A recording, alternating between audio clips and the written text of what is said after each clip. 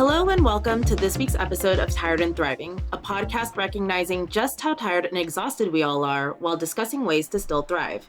I'm your host, Samantha Gray, and this week's guest is Sakari Singh.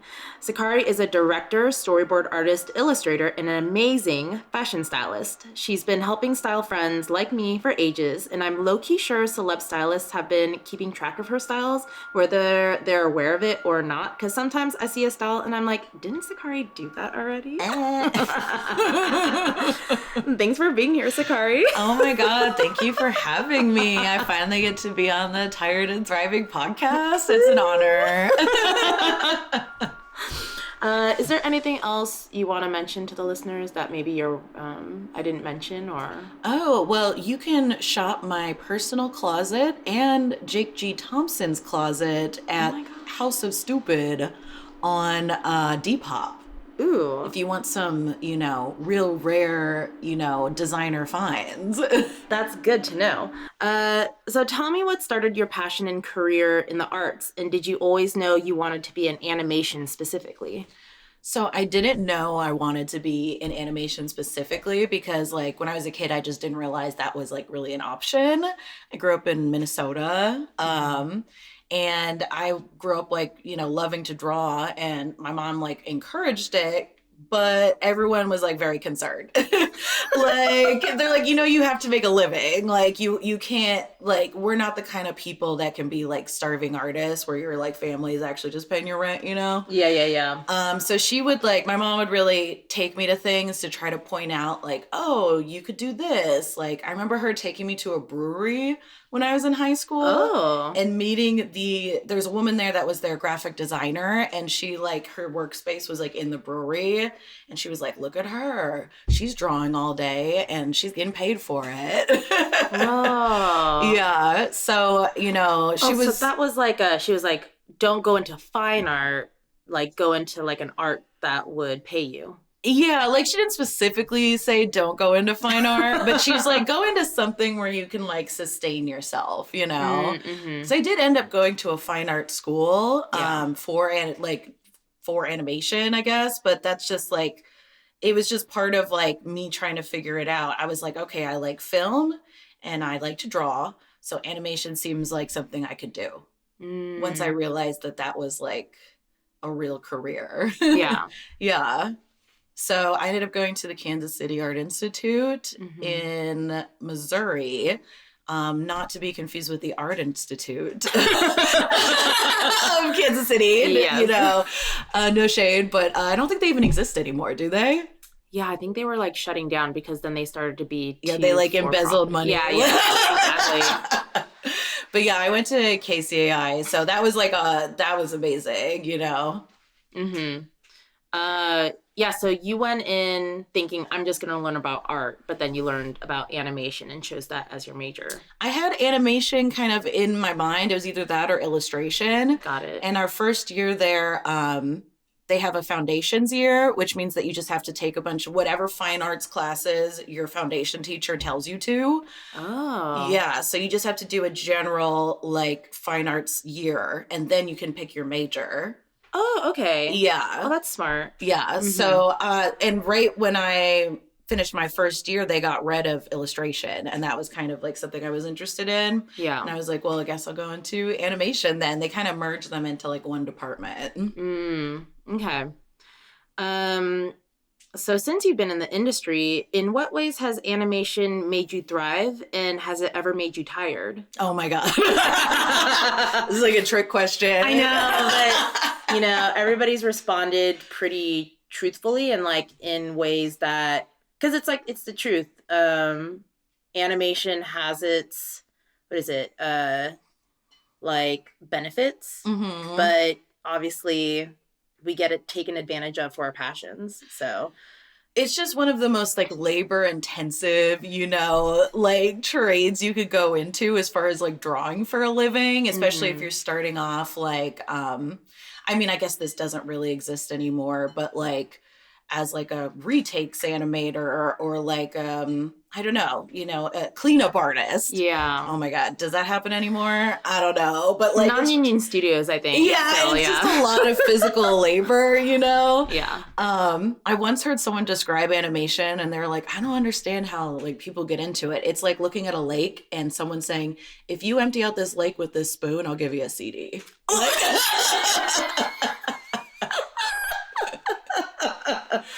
But it did make me thrive, because it's like all of a sudden I got to work with all these artists and filmmakers and TV personalities that I have kept track of over the years. I grew up without a lot of access to TV, so my mom was really strict. So once I got to college, I was just consuming everything that I could. Wow. Yeah. Did you have a TV in your dorm room, or? We did not have a TV in our dorm room. Okay. No, but I was only in the dorms for the first year. Oh, got it. Yeah. And then, our friend and my roommate Martine worked at Blockbuster in college, so we got the hookup. I think of that saying where when kids didn't have pizza and then they're like, I'm an adult now. Yeah. All the pizza I want. Exactly. And I grew up with uniform, like 5th through 12th grade. So college, all of a sudden I was like, I can watch whatever I want. I can dress however I want. Yeah. I can do all these like fine art classes that my whole family said were useless. Yeah. Did you, taking those fine art classes, do you feel like you did get something out of it, or? Oh, yeah. I loved kind of like the first year that we had, because I had Brett Reef as a teacher. It was like straight up Hogwarts. Like they take all the freshmen and you go sit in this warehouse, and each one of the foundations teachers just like reads out who's in their class. You don't get to choose. Oh, shit. Yeah. Yeah. So I got this artist. He was like fine artist with a capital F. Like he would like dip Bibles in like deep fry them and put them on pedestals. What? Yeah, like really like fine art shit. And his goal was kind of like, one, to get us very good at technically drawing. He would only let us like draw a stack of boxes for like 6 weeks. And I remember asking, like, do we shade the boxes? And he was like, no, shading is for people that can draw. Wow. And he would take us to fine art museums and have us critique pieces, because he was like, you can't be scared of fine art. It's really just about... Arthur's like, hell yeah. You really can't. And I thought that was like such a skill to like not be intimidated by that, because it's really just about your... breaking it down critically and getting your impressions. And it trickles to everything.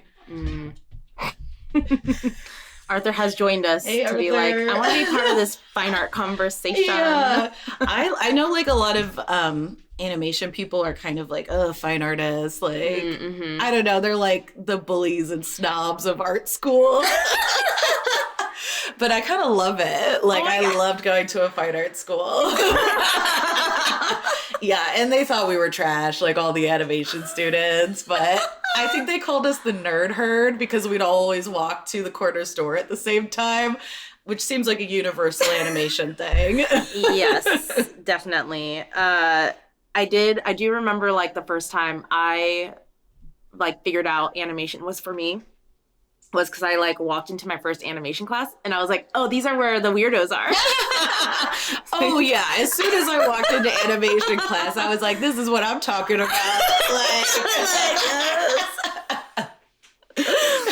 Oh my gosh. It's so funny. Yeah, it was, all the departments had like their own kind of personality. Like ceramics was the scariest. Oh, really? Okay, so for me, I feel like I saw graphic designers were the like cool kids. And then ceramics were like the nature earth people. And I'm trying to remember like who else do we have? Illustration, I guess we're like the more normal people, you know, in the middle. And then animation, where it's like oh yeah, and then the fine art, like you said, they were like the snobby But yes, and then animation, we're like the nerdy weirdos. Oh my God. We had this department called interdisciplinary arts, which really was like, you just fill out you make a proposal for what you want to do and they just let you do it. Oh. Like there was one guy that just like built canoes.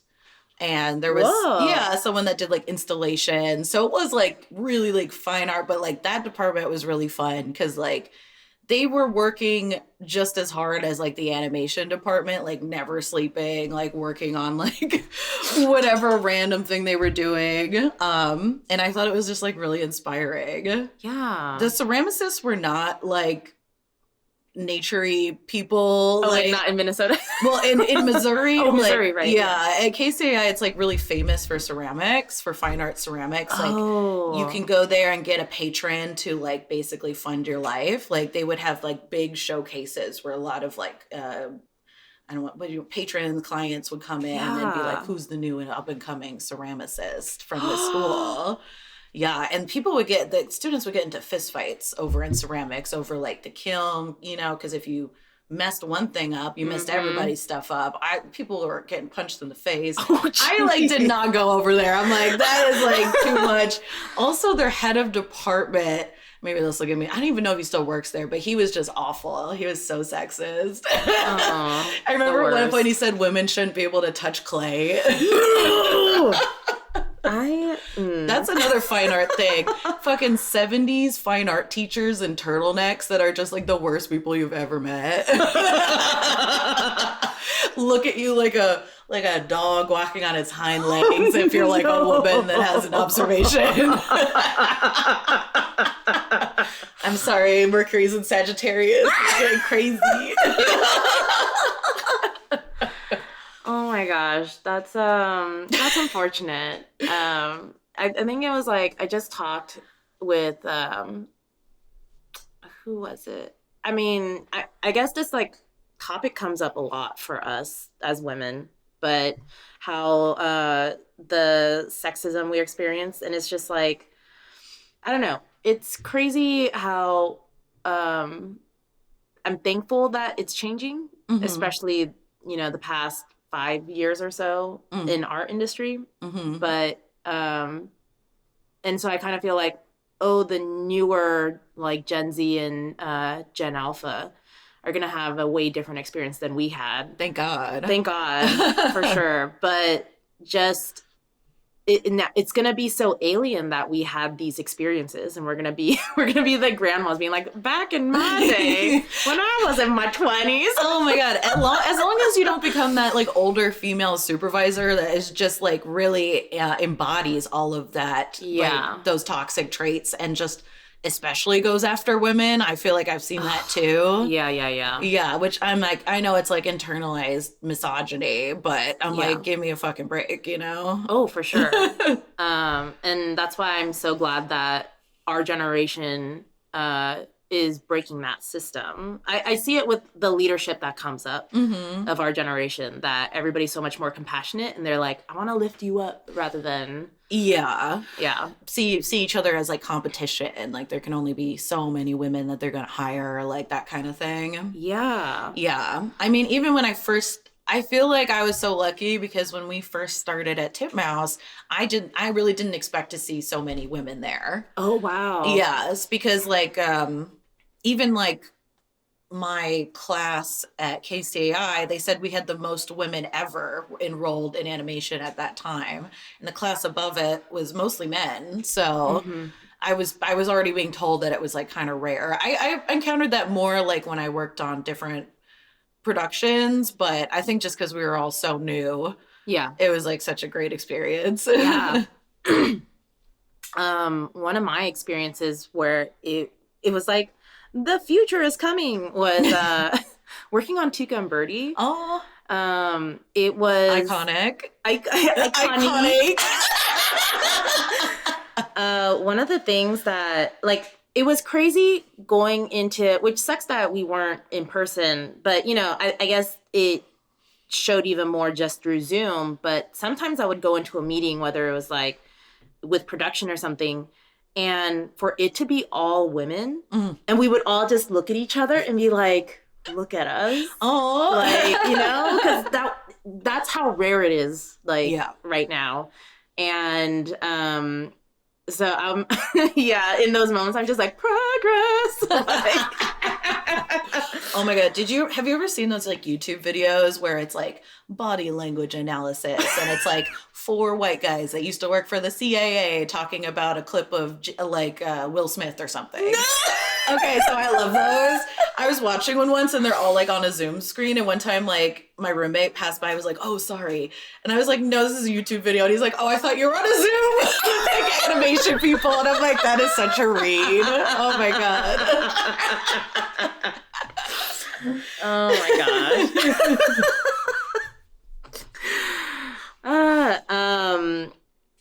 Yeah, I know we're talking about rooms swinging more towards like being all women, but obviously there are a lot of like great men in animation that we've worked with that have like, I don't know, not helped. Yeah, they've helped us. I'm like, great. No, I mean, yeah, there's some, shout out to some of these dudes, I guess.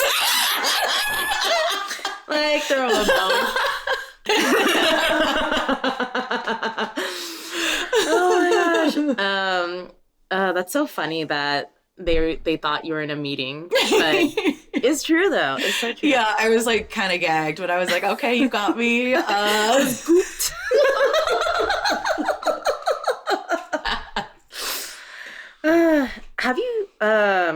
Have you ever been in a production where you have been in meetings that have been like fully women? No. I don't think that's ever happened. Like, it's where it's all women. Yeah. I'm like literally like going down the list and I'm like, no. Crazy. Crazy. It was a beautiful moment. I'm kind of used to being in spaces where I like don't look like I should be there. Yeah. It's like kind of every space I've entered since, going to art school even. That was my first time being around like mostly white people. So that was kind of a that was like my first introduction to that. Like, okay. Oh, wow. I'm going to be in every school pamphlet because I'm like one of like 3 like Black POC people here. You're already seeing the photographers coming out and be like, can we take a picture? I'm like posing. Practicing. I'm like, that's right. You can come to this school. I got a scholarship.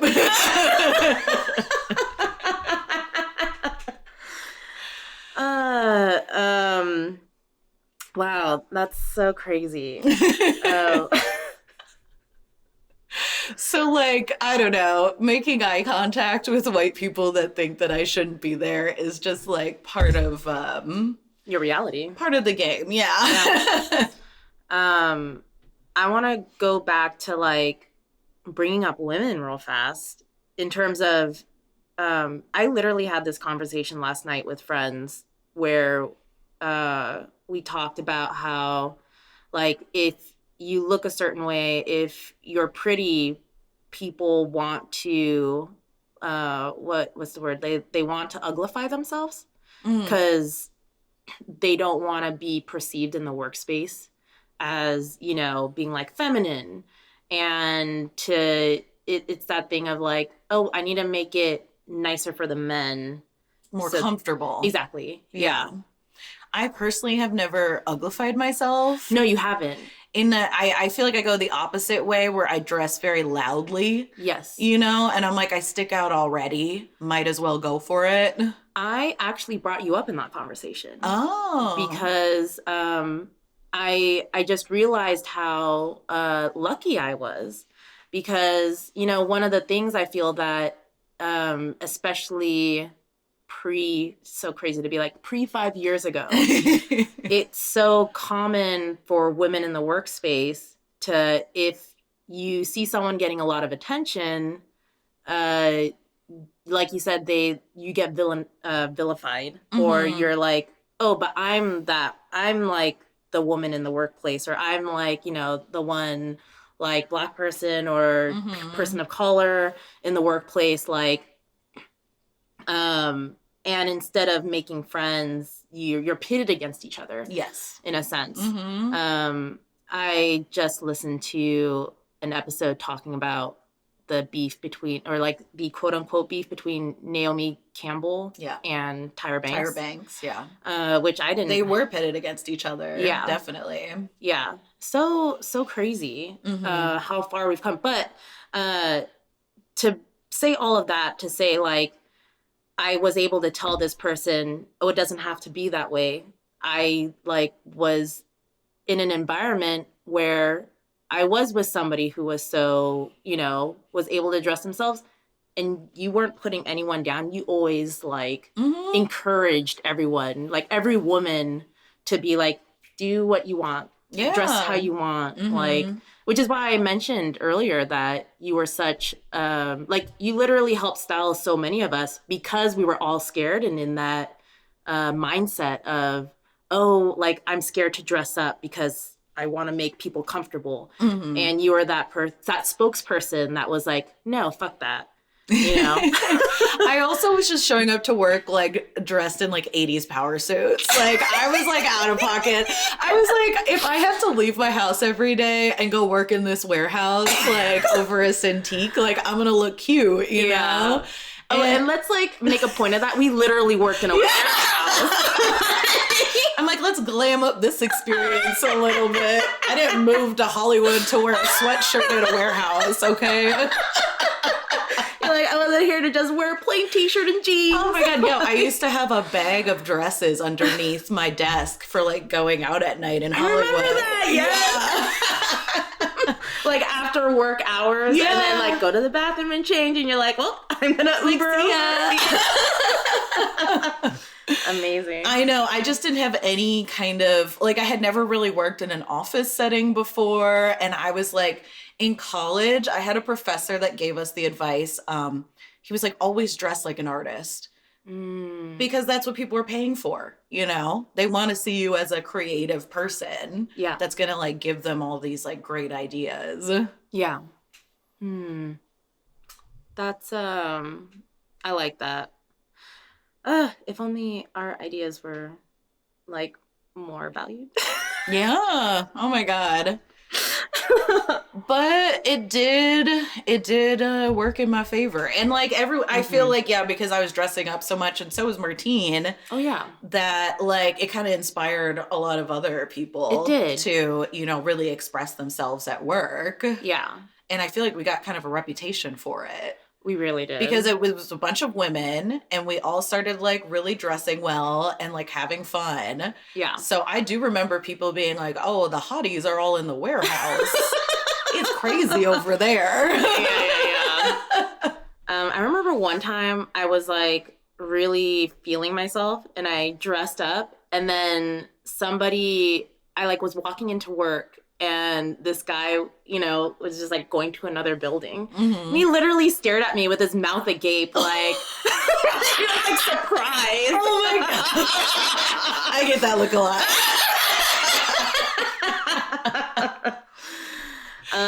It's just one of the joys of life to me. It's like dressing up, and it's like how I express myself creatively. So I can't imagine going into work, especially in like a creative workplace, and not like, that's also one of the reasons I was so excited to work in the arts. Like, I can dress however I want. I can like, I don't have to worry about stuff like that. Yeah. And I think that's also, I just want to say, it's so important to have women like yourself to be surrounded by, because I didn't realize until like I talked to my friend last night that it's like, oh, that kind of environment isn't everywhere. There isn't like a Sakari, in every production or studio to empower. Because I feel like if that happened, if the jaw dropping happened to anyone else that, wasn't in our group, they probably would have been self-conscious and been like, oh, did I just I elicited a response. I don't want to be perceived. But like, as like a woman or like a femme in the workplace, like you're going to be perceived no matter what. You can't run from it, you know? Yeah. I kind of like, that's why I was so obsessed with like kind of like 80s silhouettes, because it's like that kind of big shoulder, you know, masculine looking silhouette was because in the 80s, women started going into the workplace and they knew that they could not be ignored. So they made themselves bigger. Learning a little fashion history. I want to go into fashion, but I want to ask you first. When I see your art style, I see an anime influence, but incorporated with your own aesthetic that's uniquely your own. What has been your inspirations to your style, artistically and, you know, fashionably? Definitely anime. I was like obsessed with, you know, anime in the 90s. I used to get it from the international tent at the oh my God, what was it called? The state fair. What? Yeah, it was like the only place I could get anime for a while was like this bootleg booth at the Minnesota State Fair. Wow. Yeah. So and it's like before anime was like, you know, it was so hard to find. Yeah. You know? Yeah. So it just kind of blew my mind. And I was like, oh, I just didn't even know that this was even an option. I also just loved like comics growing up, like Sunday strip type stuff, like Calvin and Hobbes, you know. And then when I went to college, like I was really influenced by teachers, like love Nathan Fox. He's an illustrator that I had. I also love teachers that are like really mean to me in like an art way, like super, super harsh. I really thrive off of it. So I learned a lot from him. Yeah, I love anime, but I didn't want it to be like, I don't want to say copying someone else's style. Yeah. But there were things about it that you know, it just didn't work for what I was trying to express. Yeah. Okay. And then I'm thinking of like fashion influences. Yeah. Oh my God. Always been really into drag. I was obsessed with Hedwig and the Angry Inch. Oh, yeah. Yeah, when I was a kid. Begged my mom to see it because I wasn't allowed to see rated R movies. Oh my gosh. She made an exception because there was no violence in it. Rocky Horror Picture Show. Iconic, yeah. Oh, and also this kind of ties into both. My mom used to have like Vogue magazines and stuff that she would get from her client's house when they were like, you know, done with them. And I used to go through and draw like the models and like put them in different outfits and like, you know, posing and all that stuff. I was really into it. That's so cool. Do you feel like the content you draw inspiration from art-wise translate into your fashion, and how? Oh, yeah. I just feel like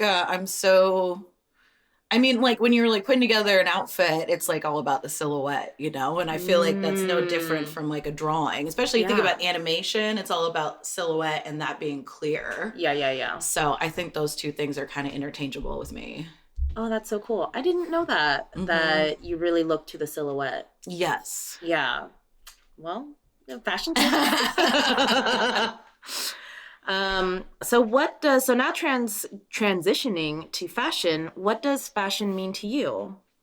Oh, fashion is just like, it's self-expression, it is pop culture references, and it is family history. I feel like it's all those three things, for me at least. Yeah. Yeah. Because it's like, you know, I said I had uniform for most of my childhood. And when I was outside of uniform, like my mom used to take me thrifting. She used to be a manager at Ragstock, which was a thrift store in Minnesota. So she would like sort clothes and like pick out the good ones for herself. She's like really good at thrifting. She loves to sew and she knows how to take care of very nice things. Oh, nice. Yeah. So those were some skills I picked up from her. I love inheriting pieces from my family because I knew that like my grandma and my mom, they would only like really buy things if it was like super nice quality, it would last a long time, and it really meant something to them. Yeah.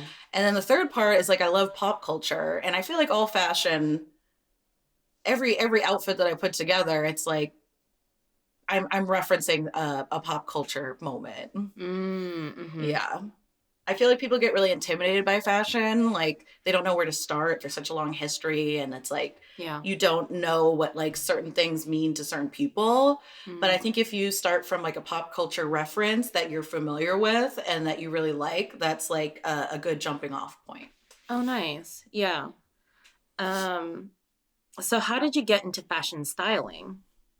Well, I realized that I had been doing it anyway.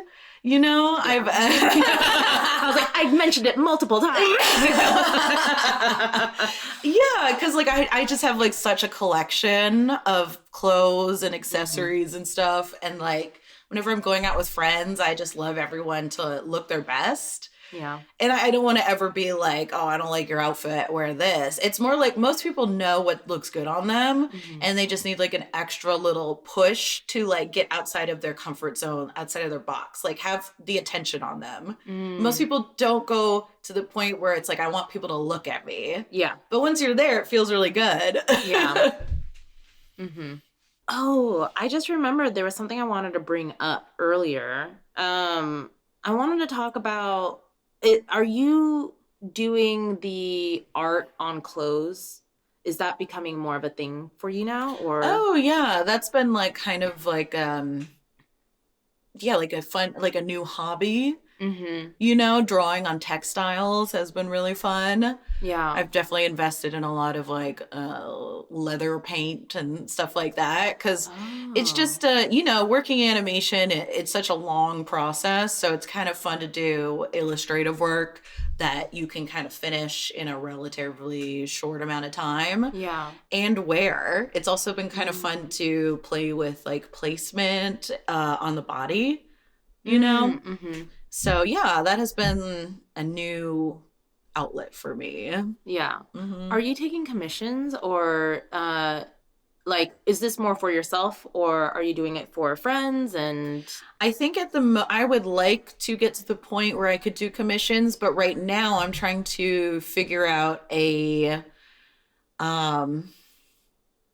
what's the right word? Like a pipeline for myself. Yeah. You know, to really figure out how long it actually takes, how much effort. I feel like I'm still experimenting with like what I actually like. Yeah. So I did take a commission from my brother because he really wanted me to paint on his jeans. So I did it for him because like shout out to Jahi, you know, you deserve these Slayers jeans. But yeah, it takes so long that I feel like I'm not sure if people would pay for what I would have to price for it, you know? So I'm still kind of working through that. Yeah. I did paint on a Telfar bag for Titmouse's Neon Art Show. And I listed it as not for sale because I kind of want to wear it, you know? Yeah. But I did have a lot of interest in it. So next time I should really just like price it what I think it should be because it took forever. Neon leather paints, you guys. You have to do so many layers. Oh, wow. Yeah, to get that like opaque, like nice look. So it just takes a really long time. Yeah, it turned out really good. Thank you. Yeah. I mean, not as long as animation. Maybe I'm like skewed in that way. So yeah, it's keep an eye on the Depop because I might start throwing some experiments up there. Oh, okay. Yeah. Oh, that's cool. Yeah. Oh my gosh. Would you, okay, because I know you're a fan of Soto. Is it just Soto or is it? The brand is called Soto Worldwide. Soto Worldwide. Yeah. And they have such a particular style. And yes. I know she's a tattoo artist, like a LA-based tattoo artist that does kind of her own cheesecake pinup, like anime girl stuff. And then she also has a clothing brand where she puts her designs on her clothes. You can wear them as streetwear. Yeah. Are you looking to go towards that, or are you more like, I want to keep it unique? Like, I kind of like keeping like a sustainability angle to it. Like, I'm not really interested in producing new clothes. I want to, you know, transform old clothes. I want to transform it into something new. Yeah. Yeah. I think that that's like a really key part. It's a key part of my styling. I've done personal shopping where I go thrifting with people. And I'm like, I feel like you should go for reuse whenever you can. Yeah. Sustainability. Yes. I love it. Yeah, I just saw that thing like, well, Diet Prada talked about the fast fashion. And instead of Black Friday, it's called Better Friday. And they are trying to promote like, instead of, you know, going out to a store to buy something new, going out to like a thrift store. Yeah. Or take some of your favorite pieces and go to a tailor. It can be like $13 to have something taken in. Really? It's very affordable. I did not know that. Yeah. I would like to shout out Aviva Cleaners in Burbank. Ooh. They are a family-run dry cleaning and tailoring business. It's right by Porto's. Oh, okay. Yeah, so I really recommend them. Like, as long as they have a tailor there, you can just try stuff on. They'll, like, measure it on you. And, like, it's really quite affordable to... Yeah, I mean, so I've always wanted to get things tailored, and I've been such a scaredy cat. I should have asked. It's hard to find a good one, you know? Yeah. That's the real hard part, because it's like, you want something affordable, but, you know, you want to respect someone's skill set, you know? Yeah, of course. Yeah. Is it, so when you need something tailored in, just to know this process, I think anybody out there, because that's not something we do anymore, right? It's like you just go out and buy new things. Yeah. So like a whole generation of people just don't know any of this. But so when you go to a tailor, do you do you put the clothes on in front of them to get them to, you know where to cut in, or? Yeah, like I've gotten to the point with my tailor where I kind of understand his process, so I can actually mark my clothes for where what I want him to do. But originally I would go in and they have like a little fitting room, and you just come out and they like, pull up, tug in, and you say, okay, yeah, I want it to look like that, and they kind of pin it in place. Oh wow, okay. Yeah, so that they know exactly where it would line up for your body. Oh, okay. And is it like priced per piece? Yes. And it depends on the fabric.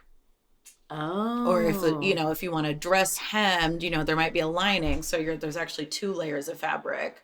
Or if it's like, got embellishments on it, then they have to work around that. Yeah. But most tailors will give you an estimate before you come back and pick it up. Okay. Yeah. I also recommend finding a cobbler for your shoes. Okay. It can also fix purses and other leather goods. Really? Yeah, because they're leather workers.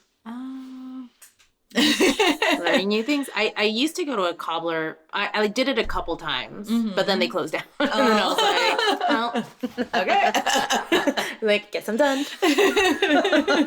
But that's good to know. Yes. Well, okay. I think those are such great things. Oh my God. I'm so glad we talked about it. Yeah. Hire Sakari for your styling. You won't be disappointed. So amazing at it. Like, as a long-time customer myself. But yeah, if you have an event or anything, or you just want to look extra special, reach out to her. Or if you want to put together a new wardrobe for the winter. You want someone to go through your closet and, maybe see ways you could wear things that you never thought of before. Yeah. What other, actually, I don't think I even asked, what would you do as a stylist? Like, what does that entail for you? So, for your services. Well, I like to have a consultation meeting so that I can kind of get an idea of like what you're going for. Are you trying to dress completely differently, or are you just trying to like revamp your own wardrobe? Is there a certain vibe that you're going for that, like, just so I have like a little bit of an idea of like where your mind is. And then I usually want to go through your closet, pick out all the stuff that you actually want to wear so that when we go thrifting, we can find pieces that complement your wardrobe. And then there's a third step where we have to try all of it on, and we have to assemble every outfit, take a picture, and have you walk around in it, feel comfortable, and know exactly what you're going to put on.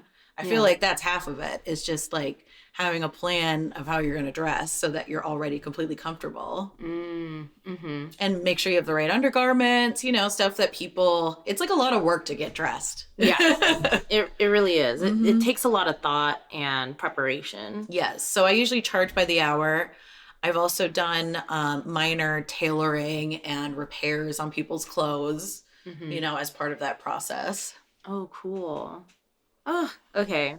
I'm so glad I remembered that. Oh, well, I'm going to say some things right now.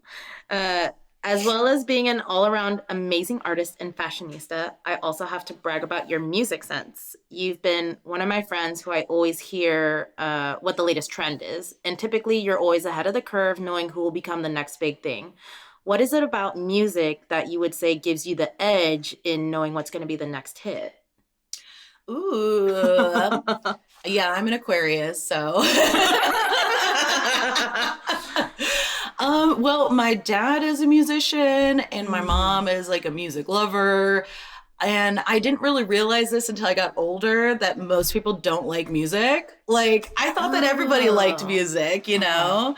I love, like, you know, every Friday, like, who's putting out a new track? Like, what are the new, like, things happening on the scene? But it's really just paying attention, you know? And and you can feel it, you know, when you see it. Even when I, like, would show something to you, you could feel it too. It's like, oh, yeah, this person's a star. Yeah. But it's just the looking, you know?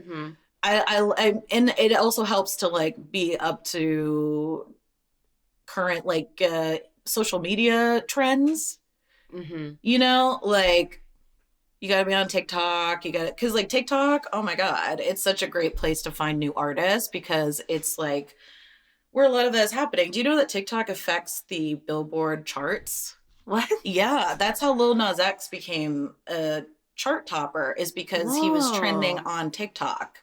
So it was just so undeniable and it was affecting the music chart. So that's how he became, like, a huge star. Is it the fact that people, because obviously now people are using audios for their videos. That's becoming such a huge trend. Did he do that? Yes. It was because it was a challenge where for Old Town Road, people would, like, hear the banjo interview, and then as soon as, like, that would hit, they would turn into, like, a cowboy outfit and start dancing.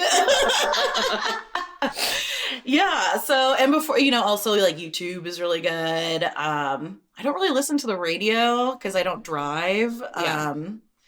So I mostly hear that from, like, my sister and her kids when I go home. I'm like, what is this? But it's, like, usually, like, some, like, country song that just wasn't on my radar, you know? Yeah. But yeah, I just think it also, like, who is popular and who, like, strikes that chord really reflects, like, the cultural moment, you know? So that can say something interesting about where we are, like, politically, where we are socially. So that's, like, another thing that interests me, and that's why I like to keep track of, like, who is really popular right now, you know? Or, like, who is about to be. Or I can even judge it by, like, okay, culturally this is going on and this person is kind of blowing up and I can see them slotting into that lane, you know? Yeah. Oh my gosh. Okay. When I thought of this question, I was like, oh, this is going to be fun. Okay, so let's also talk about fandoms. Oh. I know we share a love for Star Trek, Buffy, and Hannibal, among other shows. But if you can cross the streams of certain IPs, do you think there would be a good pairing if two random characters met? Oh, from, like, the separate fandoms? Yeah. Oh my God, crossover. Crossover episode. Oh my God. Wow, that's such a good question. I'm, like, kind of gagged right now. Because obviously, like, in each of these IPs, there's the OTPs, you know, but I'm like, ooh, I thought this would be such a great thing to discuss with you. Do you have, like, an example? Like, do you have, like, a dream crossover? You know, I didn't think of it myself, but I was just like, I would even think, Okay, I just thought of one. Okay. This is like completely separate from all those fandoms that you just said, but Yeah, I yeah. remember thinking about this, and I'm like, all these like musical biographies they've been doing, like Rocket Man and the Bohemian Rhapsody one. I'm like, I want like an Avengers crossover where they like, you know, recreate like, I don't know, like the AIDS benefit concert or something that oh my god, what's his name did. Yeah, Freddie Mercury. Yeah. Because like a lot of like Elton John was at that, and I was like, we already have all these actors that put all these like this effort into creating this version, and then you just have one biopic. I'm like, let's like do a crossover. I think it would be so good. And they yeah. Damn. So, do you think, okay, because then there's also the Elvis biopic. I don't know if you'd want which one, Priscilla or the Baz Luhrmann? I was gonna say one? yeah. Like, would you want Austin to be Elvis, or would you want Jacob to be I think for what I'm describing, Austin would be better because it's more of like a feel-good musical moment. Okay. And Jacob is a little more like, it's like a dark Lana Del Rey song, you know? Yeah. Yeah, I can see that. I haven't seen Priscilla yet, but I kind of get the vibe, you know? Yeah. I just remember I read that like Sofia Coppola was saying that she chose Jacob because he walked into a room and all the girls turned, like everybody turned their head to him. Okay. And she was like, that's the Elvis, like, energy I want. Okay, but she's playing a little bit because she also casted him because he plays like an abusive boyfriend in Euphoria. And I feel like that's the Elvis that she wanted to see was the, you know, because he really like messed with Priscilla and she was like fucking 14 when he met her. I feel like it was the Euphoria darkness also that is the reason why she casted him. But, you know, he's also a star. Yeah. And I love how that actor wears a purse. He has this thing where he dresses really well in like, you know, masculine quote unquote clothing. And he always pairs it with like a designer purse. What? Yeah, it's like sickening. He's tearing up LAX in these outfits. He's, yeah, that's awesome. Okay. Is there anything recently or in the past couple years that you would say has been inspiring in your life lately? That has got you passionate or?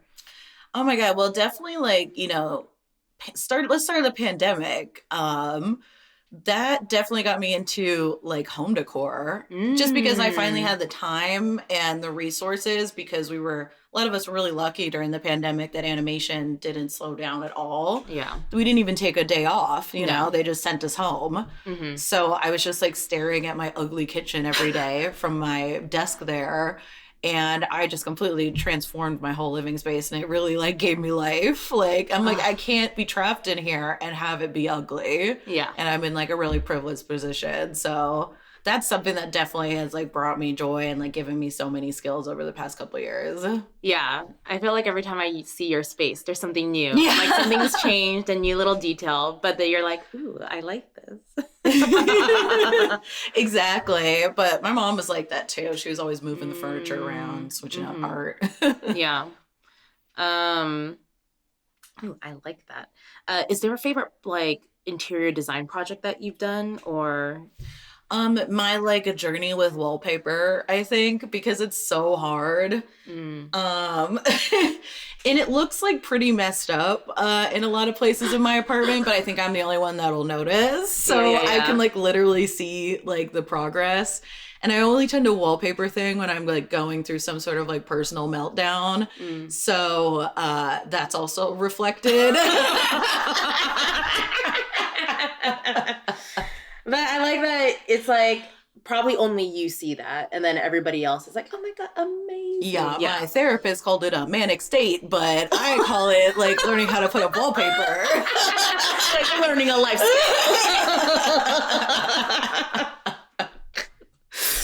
Oh my gosh. But wow, I really like that.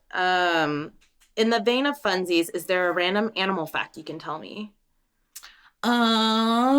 Oh my God. I literally just had one.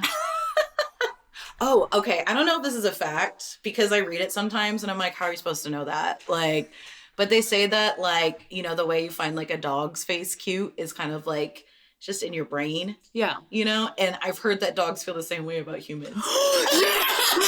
No. Like, they look at your face and they're like, oh. Wow. But I don't know how, like, you know, that's a fact. Like, I think that is a fact. It just feels right, but I'm not a dog, so you know.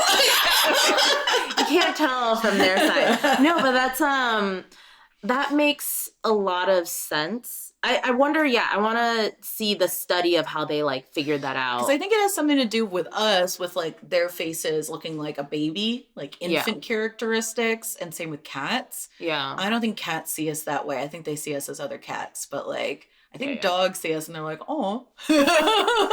And I guess that like loyalty makes sense then, or the fact that they're like, I really want to be with you all the time. Yeah. Like, you're just so cute. Like, oh my God, so cute. They're like, I just want to stare at you all the time.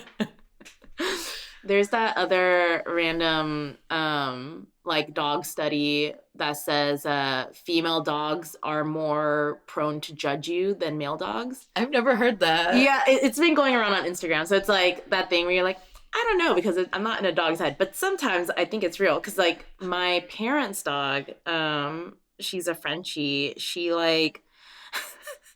their previous dog was male, and he was just like, I don't care, you can do whatever, like whatever. And her, it's like I do feel like I can't do as much with her because she's like she like gives you a look. She's like like I don't think I've ever been around a male dog. What? Wait, is Pow Pow female? Oh, well, Pow is a boy, but that is new. Okay. You know, growing up, we always had female animals. Oh, okay. Yeah. But, I don't know. Those Pow and Linda are so dumb. Like, I can't tell. You know? If one is, like, side-eyeing me more. I'd say Pow is more side-eyeing. Oh, my gosh. Yeah, so who knows? Interesting thoughts to think about. Are dogs judging us based on gender? Do they think we're cute? These are the scientific questions we need answers to. We need like dog therapists and dog psychics to like call in right now. Give us an answer. So as part of the show, I'd like to pull a tarot card for the episode because who knows, maybe a listener needs to hear it today. And I am using my, Aquarian tarot deck. Ooh. So I'm just going to shuffle and then you can just tell me when to stop. Okay. Stop. Okay. And then if you want to pick a card. Cool.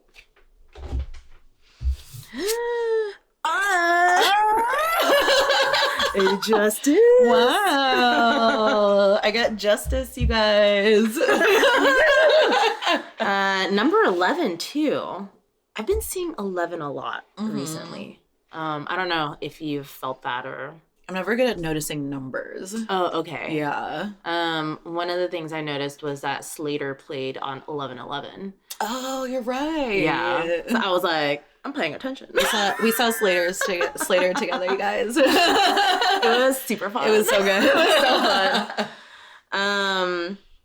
But yeah, tell me what you see and how you're feeling about this card.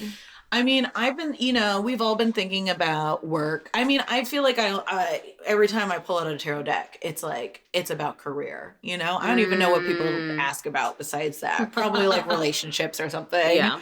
Probably the two most is working. But you know, it's been like a historic strike, you know, WJ and SAG, shout out to them. Like, so glad that they got what they needed.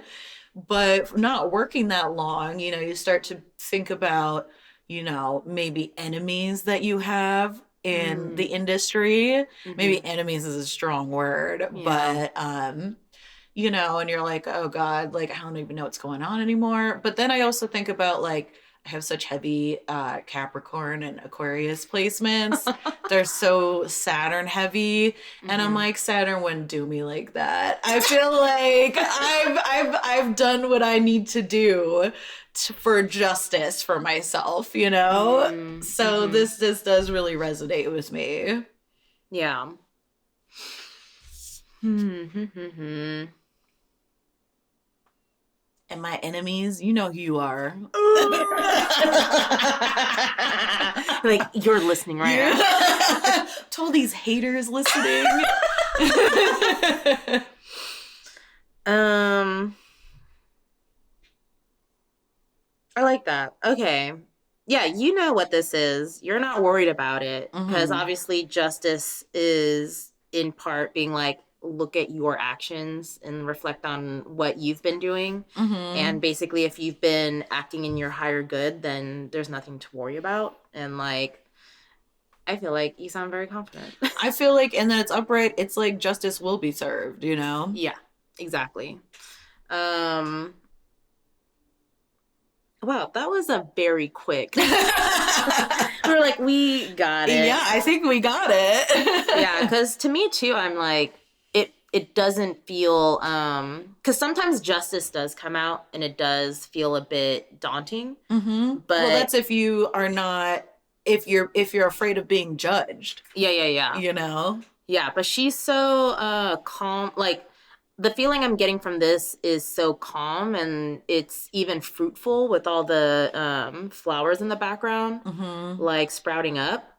So, yeah, quick and easy, good spot. Yeah, thank you. I'm like, yeah, I really feel her.